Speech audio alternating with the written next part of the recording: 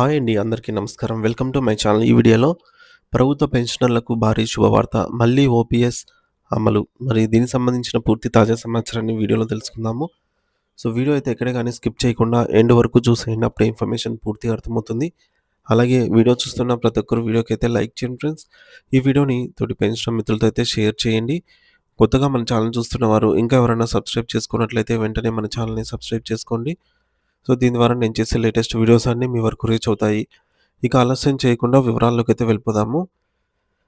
Friends, ఇక విషయానికొచ్చినట్లయితే ఇటీవల లోక్‌సభ వేదికగా ప్రభుత్వ ఉద్యోగుల పెన్షన్ విధానంపై ఒక కీలకమైన చర్చ జరిగింది. 2025 డిసెంబర్ 15న అంటే ఈ నెల 15న జరిగిన పార్లమెంట్ సమావేశాల్లో గౌరవ సభ్యులు యాంటోనీ అలాగే అమ్రామ్, ఉత్కర్ష్ వర్మ, మాధవ్, ఇమ్రాన్ మసూద్ తదితరులు అడిగిన ప్రశ్నలకు కేంద్ర ఆర్థిక శాఖ సహాయక మంత్రి శ్రీ పంకజ్ చౌదరి గారు లిఖితపూర్వకమైనటువంటి సమాధానం స్పష్టమైన సమాధానాలు ఇచ్చారనమాట. చాలా కాలంగా ప్రభుత్వ ఉద్యోగుల్లో నెలకొన్న సందేహాలకు ముఖ్యంగా పాత పెన్షన్ స్కీమ్ ఓపీఎస్ పునరుద్ధరణపై ఉన్న ఆశలకు కేంద్రం ఈ యొక్క సమాధానంతో ఒక స్పష్టతనిచ్చింది. ప్రధానంగా ఎంపీలు అడిగిన ప్రశ్న ఏంటంటే, ప్రస్తుతం అమలవుతున్నటువంటి నేషనల్ పెన్షన్ స్కీమ్ ఎన్‌పీఎస్ లేదా యూనిఫైడ్ పెన్షన్ స్కీమ్ యూపీఎస్‌ను రద్దు చేసి తిరిగి పాత పెన్షన్ విధానం అనగా ఓపీఎస్‌ను పునరుద్ధరించే ఆహ్, తీసుకొచ్చేటటువంటి ఆలోచన కేంద్ర ప్రభుత్వానికి ఉందా అసలు అని అడిగారు. మరి దీనికి మంత్రి గారు సమాధానమిస్తూ, పాత పెన్షన్ విధానాన్ని తిరిగి తీసుకొచ్చే ఆలోచన అయితే లేదు. ఆలోచన గాని లేదా ప్రతిపాదన గాని కేంద్ర ప్రభుత్వం వద్ద లేదని తేల్చి చెప్పారు. అంటే భవిష్యత్తులో ఓపీఎస్ వచ్చే అవకాశం అసంభవమని ప్రభుత్వం స్పష్టం చేసినట్లే అయింది ఈ సమాధానంతో. ఇక రాష్ట్ర ప్రభుత్వాల విషయానికొస్తే రాజస్థాన్, ఛత్తీస్‌గఢ్, జార్ఖండ్, పంజాబ్, హిమాచల్ ప్రదేశ్ వంటి రాష్ట్రాలు తాము తిరిగి పాత పెన్షన్ విధానంలోకి వెళ్తామని పీఎఫ్ఆర్‌డీఏ వద్ద తమ రాష్ట్ర ఉద్యోగులకు సంబంధించిన జమ అయిన కార్పస్ ఫండ్‌ను తిరిగి ఇచ్చేయాలని కేంద్రాన్ని కోరాయి. దీనిపై స్పందించినటువంటి మంత్రి పీఎఫ్ఆర్‌డీఏ చట్టం ప్రకారం ఒకసారి నిధులు జమ అయిన తర్వాత వాటిని తిరిగి రాష్ట్ర ప్రభుత్వాలకు బదలాయించే వెసులుబాటు చట్టంలో లేదని స్పష్టం చేశారు. ఇది ఉద్యోగి వాటా అయినా, ప్రభుత్వ వాటా అయినా సరే ఆ నిధులను వెనక్కి ఇచ్చే ప్రసక్తే లేదని గతంలో ఆర్థిక మంత్రి నిర్మలా సీతారామన్ గారు చెప్పిన విషయాన్ని ఈ సందర్భంగా గుర్తు చేశారు. మరోవైపు కొత్తగా ప్రవేశపెట్టిన యూనిఫైడ్ పెన్షన్ స్కీమ్ యూపీఎస్ గురించి కూడా మంత్రి వివరణ ఇచ్చారు. ఈ విధానంలో ఉద్యోగులకు ఎటువంటి ప్రయోజనాలుంటాయో సవివరంగా తెలియజేశారు.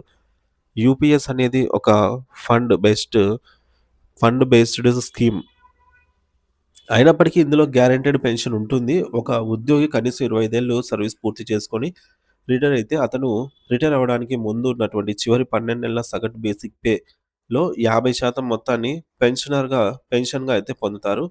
ఒకవేళ 25 ఏళ్ల సర్వీస్ లేకపోతే కనీసం 10 ఏళ్ల సర్వీస్ ఉన్నవారికి ఆహ్, ప్రపోర్షనేట్ దామాషా పద్ధతిలో పెన్షన్ నిర్ణయించబడుతుంది. ఏదేమైనా కనీస పెన్షన్ మాత్రం నెలకు 10,000కు తగ్గకుండా ఉంటుంది. ఒకవేళ ఉద్యోగి మరణిస్తే వారికి రావాల్సిన పెన్షన్‌లో 60% మొత్తాన్ని వారి కుటుంబానికి ఫ్యామిలీ పెన్షన్‌గా అందిస్తారు. అంతేకాకుండా పెన్షన్‌తో పాటు కరువు భత్యం, డీఏ మరియు గ్రాట్యుటీ సౌకర్యం కూడా యథావిధిగా వర్తిస్తుంది. దీనికి అదనంగా ఉద్యోగికి రిటైర్మెంట్ సమయంలో ఒక లంప్ సమ్ పేమెంట్‌ను కూడా లభిస్తుంది. ఉద్యోగి చేసిన ప్రతి 6 నెలల సర్వీస్‌కు అతని బేసిక్ ప్లస్ డీఏలో 1/10వ వంతు చొప్పున లెక్కించి ఆ మొత్తాన్ని గ్రాట్యుటీకి అదనంగా చెల్లిస్తారు. మరో ముఖ్యమైన సందేహం ఏమిటంటే, రిటైర్మెంట్ తర్వాత ఉద్యోగి దాచుకున్న డబ్బులు వెనక్కి వస్తాయా అని. మరి దానికి సమాధానంగా ఎన్‌పీఎస్ లేదా యూపీఎస్‌లో ఉద్యోగి మరియు ప్రభుత్వం జమ చేసిన మొత్తంలో ఒక కార్పస్ తయారవుతుంది. రిటైర్ అయినప్పుడు లేదా వీఆర్ఎస్ వాలంటరీ రిటైర్మెంట్ స్కీమ్ తీసుకున్నప్పుడు లేదా ఒకవేళ నిబంధనల ప్రకారంగా 57 ప్రకారంగా ఉద్యోగం నుండి తొలగించబడినప్పుడు కూడా ఆ కార్పస్ నుండి 60% మొత్తాన్ని ఉద్యోగి వెనక్కి తీసుకునే అవకాశం అయితే ఉంటుంది. మిగిలిన మొత్తం ఆధారంగా పెన్షన్ చెల్లింపులు జరుగుతాయి.